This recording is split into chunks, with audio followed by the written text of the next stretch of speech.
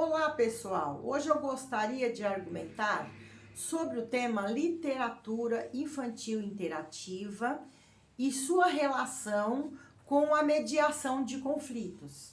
Esse tema está sendo muito enfatizado atualmente nas redes sociais e também nos sistemas educacionais.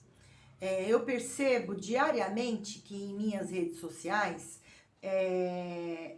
eu percebo divulgações de faculdades oferecendo cursos de pós-graduação em mediação de conflitos.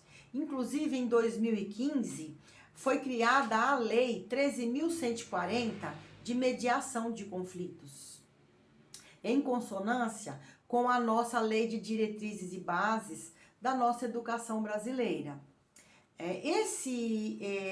Tem um artigo na nossa LDB, né, o artigo 3º, inciso 4º, que garante o direito à liberdade e o apreço à tolerância, como princípios fundamentais para as instituições de ensino de uma cultura da paz.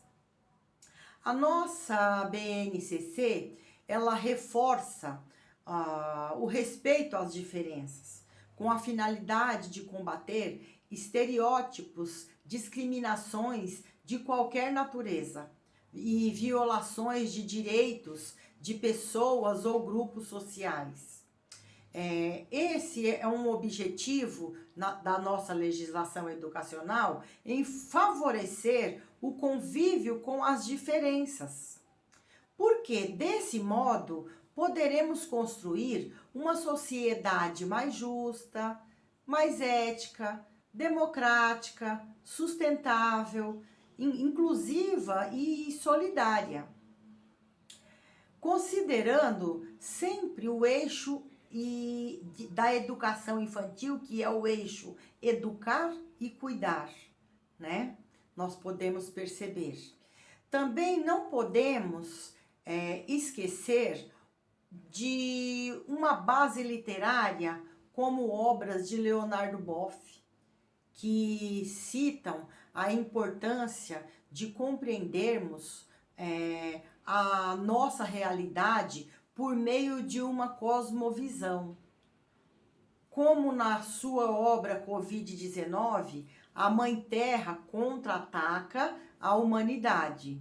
Essa obra de Leonardo Boff, pela qual ele argumenta que a humanidade agride e desrespeita nosso sistema produtivo e a nossa natureza, né? E esse autor cita ainda que temos que mudar de paradigma, além da instrução, priorizarmos o respeito e o cuidado, que em concordância também com Noam Chomsky, que também em algumas de suas obras compartilha desse pensamento ideológico. E na educação, desde a primeira infância, nós podemos perceber que esta ordem não é diferente. Deve ser regida a nossa educação infantil pelo cuidar e o educar, que esse é o eixo da nossa educação infantil, na nossa legislação.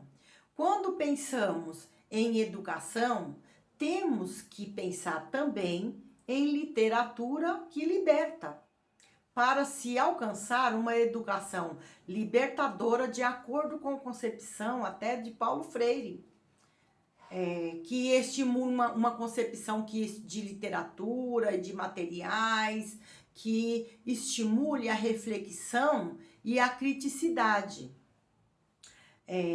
No meu segundo livro, que está em processo de revisão e logo mais estará em processo de diagramação, meu personagem argumenta o respeito às diferenças, em consonância com a nossa LDB.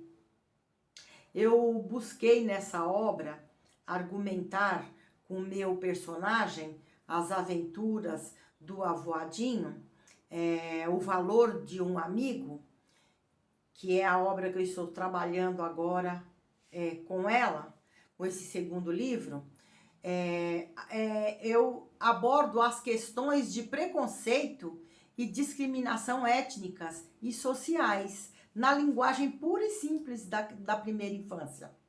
Pois respeitar as diferenças é saber lidar com a diversidade. Nós temos que aprender isto. Isto é questão educacional. E temos que ser treinados desde a primeira infância sobre essas questões. E no livro da autora Tânia Alexandre Martinelli, cujo título é Olhar de Frente, da Editora do Brasil, a autora conta nesse livro a situação de 3 gerações diferentes, em condições sociais distintas, e nos mostra sobre o respeito das diferenças, de acordo com a nossa BNCC, nos remete a uma reflexão sobre esse tema. Essa obra é muito pertinente para esse assunto, né, esse pensamento. Pois esses temas devem ser sempre debatidos, e quando debatemos sobre esses temas, colaboramos para a construção de um ambiente mais saudável, mais crítico e igualitário. Principalmente se debatermos de modo horizontal, no que se refere a preconceito e discriminação. Quando escrevemos ou produzimos algum material para a infância, ou debatemos sobre esse tema, como pedagogos e educadores, temos que possibilitar que haja nivelamento, um nivelamento entre professores e alunos. Temos que ter o cuidado com questionamentos sempre por meio de informativo e com aproximações expositivas, mas sempre com uma necessidade social e não como uma obrigação escolar. Sempre com o objetivo para a construção de uma comunidade escolar social mais justa e igualitária, é que podemos debater sobre esse tema. Pois o ambiente escolar, desde a educação infantil ao ensino médio, deve treinar educandos a interpretar a realidade em seu entorno. Pois educar também é um treino, né? E treinar educandos para compreender e respeitar o contraditório, a diversidade, os estereótipos que precisam ser combatidos por meio de diálogos e desenvolvimento da empatia, e isso deve ser um objetivo dos nossos sistemas educacionais.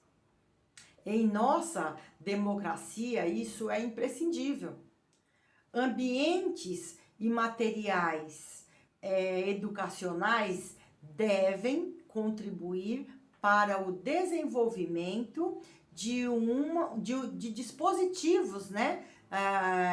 Dispositivos discursivos de uma cultura da paz de acordo com a nossa lei de diretrizes e bases da nossa educação. Então, como escritora com formação em pedagogia e educação especial e formação em pedagogia sistêmica, eu compreendo, né, e repenso a necessidade da literatura infantil interativa, eu penso a literatura infantil interativa como um recurso e ferramenta fundamental e potente para se exercitar e treinar, primeiro, pedagogia da escuta.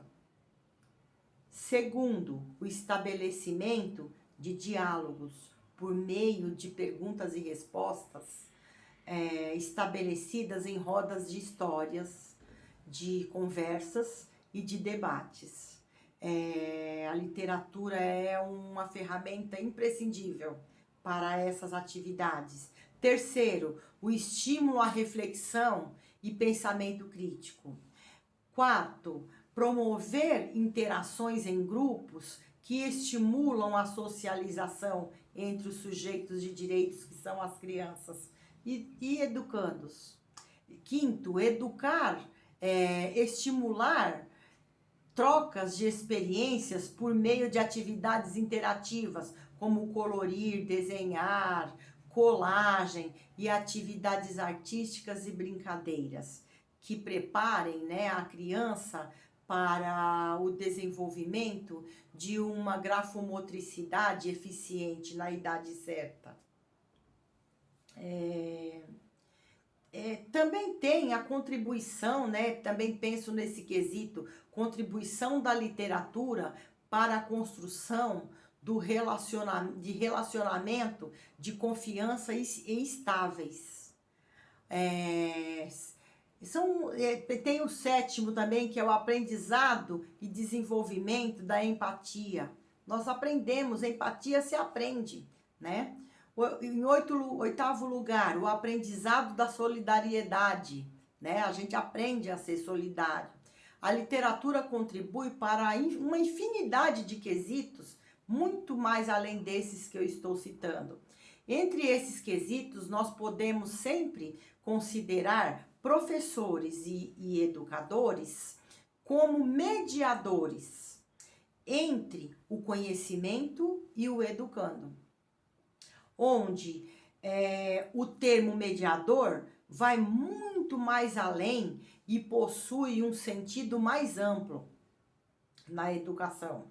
Um mediador, ele pode ser aquele que auxilia as partes a compreender questões e interesses que geram conflitos. Mas um mediador também é aquele que atua onde há vínculos entre partes.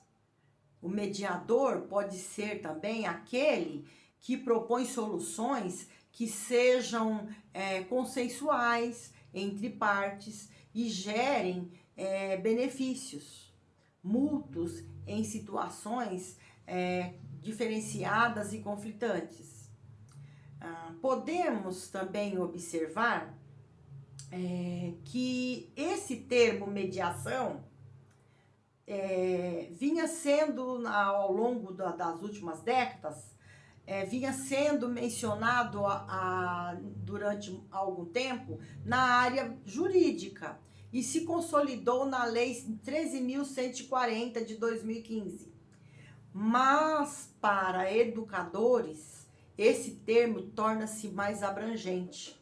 Mediador é aquele que mostra caminhos para a construção do conhecimento, desde a primeira infância, e todo aquele que ensina ou educa pode ser considerado um mediador. Em meu primeiro livro, As Aventuras do Avoadinho, o passarinho que tinha medo de voar, o tema mostra, né, nesse tema, a importância da mediação para situações de superação diante das diversidades. E no meu segundo livro, As Aventuras do Avoadinho, O Valor de um Amigo, trato da importância, né, com o meu personagem, do respeito às diferenças na linguagem da infância, a linguagem pura e simples da infância. Pois essa questão envolve educar e cuidar como eixo da nossa legislação da educação infantil.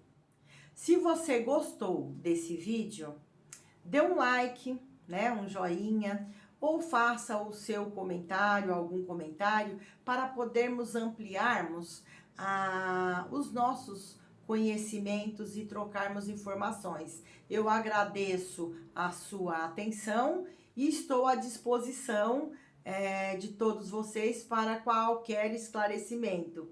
Um abraço e até a próxima oportunidade.